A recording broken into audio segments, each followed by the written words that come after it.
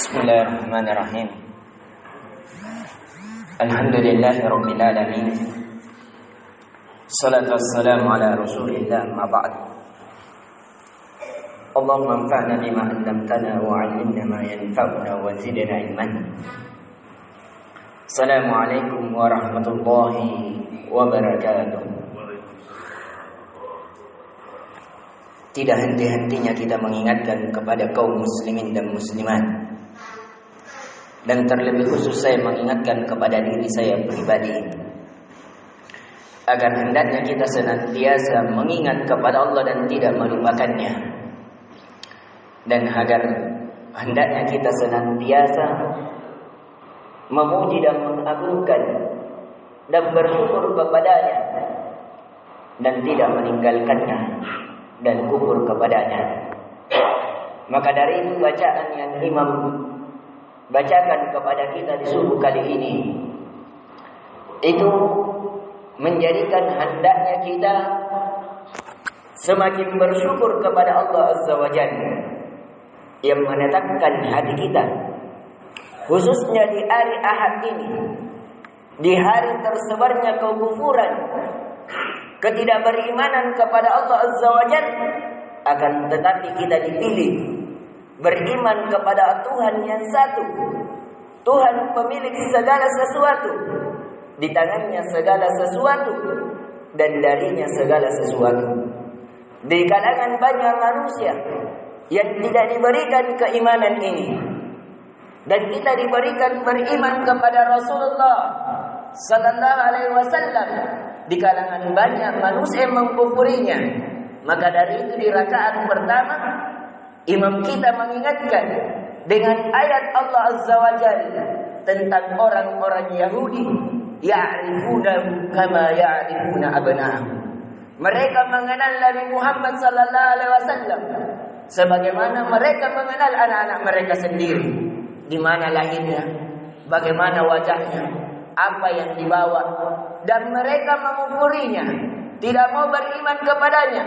Dan terlebih khusus di ayat itu Allah mengingatkan kepada kita tentang berpalingnya orang-orang Yahudi ketika Allah memerintahkan agar mereka berkiblat ke Ka'bah, ke Masjidil Haram, akan tetapi mereka tetap berkiblat ke Baitul Maqdis, yang awalnya sekitar 6 sampai 8 bulan sebagaimana yang dikuatkan oleh Ibnu Katsir dalam tafsirnya. Kaum muslimin pada fase Mekah mereka berkiblat di kiblat Baitul Maqdis. Orang-orang Yahudi pun mengikutinya. Bagus orang-orang Yahudi yang masih ada di sekitar pesisir kota Mekah maupun yang ada di kota Madinah.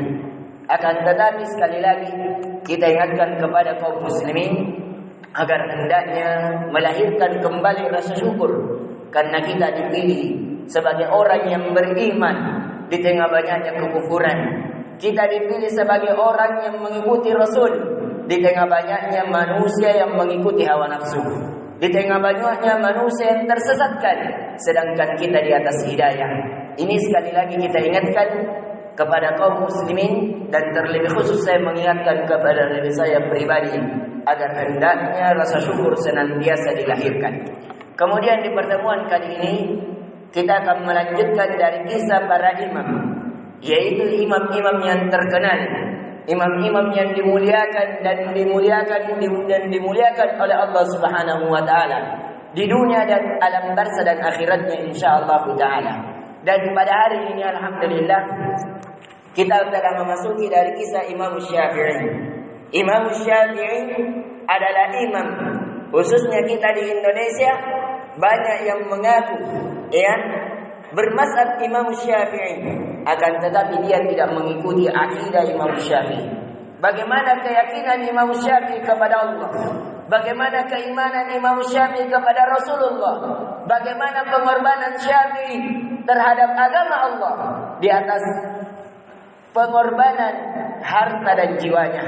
Kita hanya mengatakan saya orang yang bermazhab Imam Syafi'i, saya orang yang fanatik kepada Imam Syafi'i. Tapi ketika kita melihat dari akhlak-akhlak Imam Syafi'i ketika mengikuti Al-Quran dan Sunnah, Karena dia juga dikenal Nasirul Haris, orang-orang yang menolong dari haris-haris Nabi sallallahu alaihi wasallam. Dan sedangkan kita jauh dari hal-hal, jangankan menolong hadis Nabi sallallahu alaihi wasallam, membaca dari kumpulan hadis-hadis Nabi saja, bisa saja kita tidak pernah ada di rumah-rumah kita. Dan di pertemuan kali ini kita akan mempelajari terlebih khusus dari nasab Imam Syafi'i. Di antara para imam, nasab yang paling mulia yang mereka miliki di antara 4 imam adalah nasabnya Imam Syafi'i. Karena nasabnya Imam Syafi'i itu ketemu dengan nasabnya Nabi kita Muhammad sallallahu alaihi wasallam di kakeknya, yaitu Abdul Manaf. Jadi adapun dari nama Imam Syafi'i Muhammad, namanya adalah Muhammad. Syafi'i itu adalah nama kakeknya. Jadi perlu diperhatikan, nama dari Imam Syafi'i adalah Muhammad. Adapun Syafi'i adalah kakeknya. Dan itu dibolehkan di dalam agama kita menisbatkan sesuatu yang terkenal pada diri kita. Itu tidak dipermasalahkan. Jadi Imam Syafi'i namanya adalah Abu Abdillah. Kunyanya kalau kita bahasakan pak dengannya adalah Abu Abdillah, bapaknya Abdillah. Muhammad namanya adalah Muhammad. Bani Idris, nama bapaknya adalah Idris. Asy-Syafi'i, yaitu Asy-Syafi'i. Al-Muttalibi, dia juga dikenal dengan Al-Muttalibi Al-Quraisy, orang-orang Quraisy.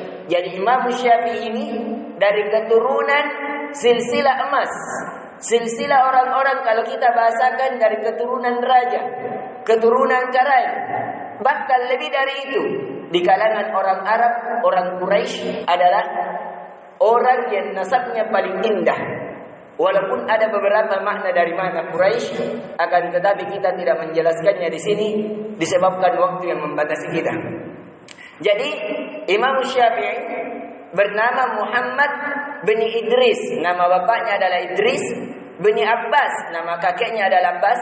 Bin Utsman bin Syafi'i. Disinilah yang dinisbatkan oleh Imam Syafi'i. Syafi'i ini adalah nama dari kakek. Bin Syafi'i, bin Sa'id, bin Ubaid, bin Abdi Yazid, bin Hashim, bin Muttalib. Jadi Imam Syafi'i ketemu di sini. Bin Muttalib, bin Abdi Manaf. Abdi Manaf itu di antara kakek dari kakek Nabi sallallahu alaihi wasallam. Karena Abdi Manaf ini memiliki 2 anak, namanya Muttalib dan yang satunya namanya Hashim. Dari Hashim itulah jalurnya ke bawah Abdul Muttalib.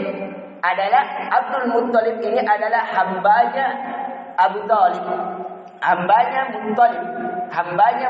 Abdul itu artinya hamba. Abdul Muttalib hambanya Muttalib. Kenapa menjadi hambanya Muttalib? Karena dia diasuh sewaktu kecil oleh Muttalib dari jalur kakek Imam Syafi'i. Karena Hashim dari kakeknya Nabi sallallahu alaihi wasallam itu meninggal dan meninggalkan anak namanya Syaibah. Syaibah inilah yang dikenal dengan Abdul Muttalib. Syaibah ini dirawat oleh kakeknya Imam Syafi'i, sehingga dia karena sering ikut dengan kakeknya Imam Syafi'i, sehingga dia dikenal dengan Abdul Muttalib, hambanya Muttalib. Padahal dia adalah anak dari saudaranya. Jadi Abdul Manaf memiliki 2 anak. Dari jalur satu, jalurnya Nabi sallallahu alaihi wasallam, jalur satunya adalah jalurnya Imam Syafi'i. Jalur satu yang dari Nabi sallallahu alaihi wasallam meninggal, yaitu Hashim, memiliki anak namanya Syaibah. Syaibah inilah yang dirawat oleh kakek dari jalur Imam Syafi'i.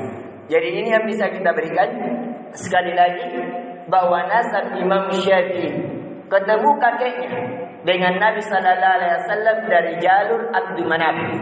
Dan Imam Syafi'i ini dia dilahirkan di Gaza, Palestina. Ada juga yang mengatakan Asqalan, tapi tidak ada perbedaan di antaranya. Karena Asqalan ini ketika kita selidiki, dia berada di sekitar Gaza juga. di Palestina. Ada juga yang mengatakan bahwa dia di Yaman, tapi ini pendapat riwayat yang lemah dan dikuatkan juga oleh para imam seperti Ibnu Katsir, Imam Zahabi dalam Syiar An-Nubala. Mereka semua menguatkan bahwa Imam Syafi'i itu dilahirkan di Gaza. Jadi Imam Syafi'i dilahirkan di Gaza. Beliau lahir tahun 150 Hijriah, di tahun meninggalnya Imam Abu Hanifah, dan beliau meninggal di tahun 204. Jadi Imam Syafi'i, kalau kita ingin melihat umur dari Imam Syafi'i cuma hidup 54 tahun. Imam Syafi'i cuma hidup 54 tahun. Akan tetapi namanya masih harum sampai beribuan tahun. Ini yang bisa kita berikan dari faedah keutamaan Imam Syafi'i, bahwasanya nasab Imam Syafi'i ketemu dengan nasabnya Nabi sallallahu alaihi wasallam. Yang kedua, bahwa Imam Syafi'i dilahirkan di Gaza, di Palestina yang sekitarnya Asqalan, dan Imam Syafi'i dilahirkan di tahun 150 Hijriah, di tahun meninggalnya Imam Abu Hanifah, dan meninggal di tahun 204 Hijriah. Berarti Imam Syafi'i memiliki umur 54 tahun, akan tetapi namanya harum beribuan tahun disebabkan ia memuliakan dan mengagungkan Allah Subhanahu wa taala, mengkekalkan di dalam hatinya tauhid dan kecintaan kepada Nabi sallallahu alaihi wasallam, sehingga dia termasuk orang-orang yang dimuliakan dan dikekalkan, diharumkan namanya di dunia alam barzah dan akhirat. Subhanakallahumma bihamdik, asyhadu an la ilaha illa anta astaghfiruka wa atubu ilaik.